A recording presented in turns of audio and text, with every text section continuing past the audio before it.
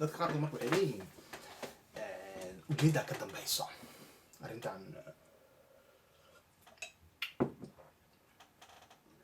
arrintan ay wadaadada isku adkeynayaan ujeeddaa ka dambaysa. ujeedda ka dambaysana waxaa waaya hadhowto in la yiraahdo talada dalka annagaa mudnaanta koowaad leh, maxaa dhahay annagaa usoo dhimanay, annagaa usoo rafaadnay, annagaan usoo halganay. dadka qaarkood saas leeyihiin, oo dad badan oo Soomaaliyeed oo taageeri lahaa kuna faraxsan in dalku uu xor noqdo ayaa ka gaagaabsanayo un rabin naftooda inay u huraan, oo beelahooda kama dhex arkaan isbahaysatadan kasoo horjeeda dowladda. arrintaas oo kaleetaana tuhmaya inay ka dhex jirta xataa isbahaysiga dhexdiisa qolyahan wadaadada. marka arrintaasna arrin qadiima oo muddo dheer soo jirtay waay ummadda Soomaaliyeed oo ah sidee loo heli karaa xukuumad shacabka Soomaaliyeed iska dhex arkaan oo doorasho ku imaata, doorashana ku tagta, si meeshaas uga baxda marka walwalka beelaha Soomaaliyeed beel walba ay ka qabto in ayadu ay noqonayso midda maaragtay guul daraysanaysa. qolo walba subax walba markaad wareysatid dadka maaragtay beelaha kala gedin waxaa lagu soo kacaa war reerkiin in laga adkaan doonaayo, qeyb kala gelin doona hagaar kalma intay adkaadaan. amigu markaas wadaadaha wataan ama magaca dimuqraadiba ha wataan, oo dadka qaar ayagana waxay leeyihin xataa qolyahan kale TFG-da ayagana kama duwana oo Nuur Cadi gruubkiisa iyo Cabdullaahi Yuusuf iyo qorshe noocaasay wataan oo yoolkiisa yahay sidii qolo gaar ah ayadoo lagu gabanayo magaca dimuqraasiyadda iyo argagixisa dalkan joogta ayadoo lagu gabanayo in allahu mustacaan Ethiopia la kaashanayo qabaa'ilkii wixii la heli kara la kaashanayo in xukuumad la dhiso qolo gaara mudnaan leedahay. haddii taa runtaana marka meesha waxaa ka caddaanaysa inay qolooyin u googo-ay inay dagaal iyo wax alaale wixii ay heli karaan ay adeegsadaan caqligooda, ay maaragtay xiraan waddo walba oo nabada ay maaragtay qufulku ku dhuftaan si marka ahdaaftaas gaarka ay u gaaraan oo ah in dalka ay qabsadaan laakiin wanaagna ay ku dhaqaan dalka dowlad islaama ama dimuqraadiyo ama magacii markaas ay u adeegsanayaan ama xorriyo ama maaragtay وحتى قوليها دول نرجع مركا ويدسوا تلا ورمحا وناجن رادينينا يقولي ديمقراطيا رادينينا ودول دورة شكو ما دورة شكو تقطع يعني رادينينا يلي مركا كويسة يتوبين وحيلين بخت وهاي ومعركتي وحو معركتي في عن معها لكن تنتهى كل في سوق ضل كان متداول وحنا كجري ودبعت كجري برضو نوم البعصوق معركتي خمنه سخورت وصورة لكن ده عرفنا يعني ماشي أن أتكلم وحاء هدي اللي هي الكرو إن ده كان ريل وجارسي دولة شكو مع دولة شكو تقتنا لو هي الكرو قاب نبدأ إن فرصة للسيوة معها إن اللي هذا وده هذا لذن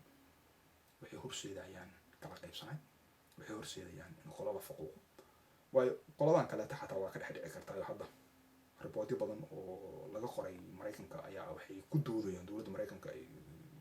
ku dhiirigelinayaan in Cabdullaahi Yuusuf iyo kooxdiisa faquuqo hanayde masaalix ka duwan masaalixda shacabka Soomaaliyeed badankiisu ay qabaan iyo Mareykanka ayuu eryanaya ay dadka qaarkood leeyihiin sidaas darteedna ma aha in taageero la siiyo oo marka cabsi badan ayaa asaga iyo kooxdiisa waxay ka qabaan in wada hadaladan iyo waxaan socda ay ayaga faquuqaan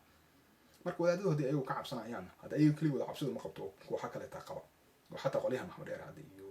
abgaalka barkiisa ayaga xataa cabsi noocaas ay qabaan waxay leeyihiin waxa hadda waxaan socdo idinka la faquuqa Ethiopia iyo qola kale iyo waxyaabo kale inta iskaashada qolo walba marka walwalka noocaas ay qabtaa oo ku saabsan hadda waxaas waxa looga bixi karay kaliya waxa waay in la kaashado sidii dalkan uu ku heli lahaa dowlad doorasho ku imaata doorashan ku tagta la iskana kaashan lahaa si nabadeed sidii dalka Ethiopia looga saari lahaa haddii marka Ethiopia inta la isku tagay oo fursad la siiyey oo la yiri war dalkii maaragtay waa ku xasan nabad hadda ku keeni kartaan in Ethiopia laga saaro ordo oo nabad keena oo nabad la waayay oo ay diideen hadda caalamka dhan markaasna la safanay oo la arkay Ethiopia in maaragtay qorshayaal kala wadato oo aysan u adeegin danaha ay leedahay oo adeegayo reer galbeedka oo ah dad maaragtay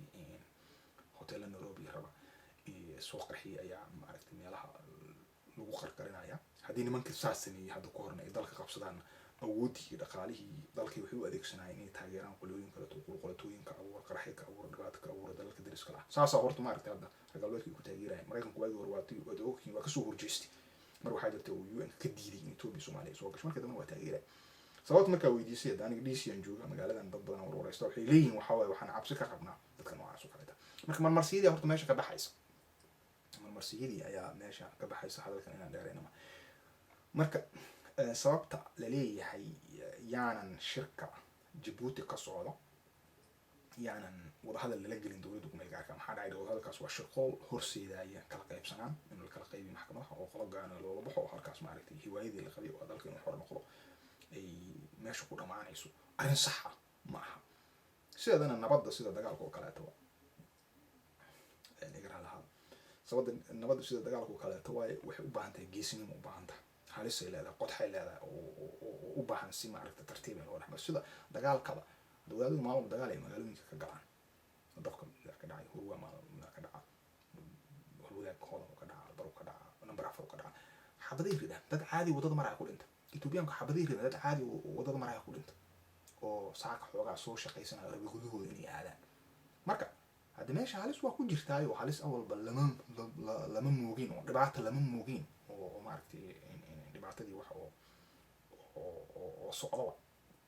ma jeedaa marka waxa u baahan tahay geesinimo u baahan tahay halis in la qaatay u baahan tahay halis lama huraayo fursad in la siiyo u baahan tahay arrintan Djibouti hadda ka socota xad macnaha markaas dowladda kumeelka iyo qoladan dowladda kumeelka isku sheegta lala hadlo UN-ka la raadiyo sidii xal lagu gaaray laba arrin ko way dowladda doorata shacabka Soomaaliyeed soo doorto shacabka ma la weydiiyo shacabka ilaa hadda waxba lama weydiin shacabka Soomaaliyeed la weydiiyo dowladdaana hadda doorasho kuma imaan maxkamadaha naftigooda xataa doorasho kuma imaan shacabka Soomaaliyeed awood asaga la siiyo oo la yiraahdo idinka kaalay doorta dadka wadada qaarkood waxay yiraahdaan popular sovereignty oo maaragtay الحكم للشعب وحقه دين كسام كسو horjeeda si markii loo fiiro run hadii shacabku yiraahdo anaga qorina shalay dalkan lagu dhaqaayo oo zinadu waa banaantay yiraahdaan walaalayaal hayalska hada taas waa maaragtay wax oo xukunka mid khalaf mafhuum noocaas mafhuum khaldan waa arrintaas mawduucina ma laha kor marin laakiin mafhuumka haduu yahay shacabka ayagu ha doorteen dadkii maaragtay meeshii loo badan yahay hala raaco waa marhum mushkula baynhum diinta ku jirta markaas maaragtay laga tashado oo qofkii markaas yiraahdo qofkaana dad hogaamin kara hogaamiye haduu shaqadiisana la fiiriyo camalkiisana la fiiriyo haduu dadka shaqo fiican u qabtana la yiraahdo doorashadii waqtiga loo kordhiyo haduusan shaqo fiican qabanna xilka laga qaado xukm li shacb mafhuumka noocaas oo mafhuum fiican ilaa haddana Soomaaliya kama jirin waa midka xal u noqon kara waa markaas hadda qofkii la doortay haduu yiraahdo diinta islaamka aad ku dhaqaayaan waa fiican tahay oo mafhuumku wata hadoonta mafhuumka salafiga ha wato kan suufiyada ha wato ama kan maaragtay xanaabilada ha wato ama kan maaragtay shaafiiciyada ha wato ama kan maalikiyada ha wato ama kan ilaa mafhuumku doon ha wato xukm li shacabka ay ayagu inta isku tagaan doorashooyin la abuuray hadda ninkii asugu diidan ama qoladan nuur caadi Abdullahi Suwaxat ama qoladan kaleeto muqaawamada ay ahaat shacab qofkii diidan shacabka inuu maaragtay صندوق dadka ku doorto haduu xal karaa ninkaas qof ujeedooyin gaar u leeyahay uu ogyahay inaan la dooranin marka dadka shacab gudihii dowladda dadka jooga in loo arko waayo dadka dad wada dhashay waayo qaraaba leeyahay hadda ninka nin khaldan waa in la toosiyo noqonaysa gacanta markii ku xanuunso waxa daawa loo raadiyaa waa maaragtay waa la daaweeyaa taas waa mid weyn marka waxaan dhahnay shirkan Djibouti ka socda sababta la dhahay dadku kala qaybinaya sabab maaragtay macquul ah maaha haduu dadka kala qaybinaya dhinaca kale tan waa loo adeegsan karaa oo qoladan maaragtay nuur caadi Abdullahi Yusuf naftooda waa la kala qaybin karaa ayagu wadnahay farta ku haya hadda idinku xanuunsateen dadkuna waa xanuunsateen aad noocaas ay jirtaan malaynay marka dhibku meel walba waa ka jira bahal waxaa jira dadku war la sheegay mudug maalaas ka jira waa kale ana saaxiibka ii sheegay marka uu ooyay la xilliga kulay cod dheer wuxuu leeyahay oo la yaab leh marka dadku waxa ay yiraahdaan war dhibku waa lagu qaba hadii meesha qaybsi iyo kala daad sanaan laga qabsanayo waa labada dhinac kala daad sanaad waa jirta kulay anigu labada xantooda waa askari dhageystaa meelaha oo ku kala xaado marka mid labaad waxa xalil TFG da jaraa'im ay gashay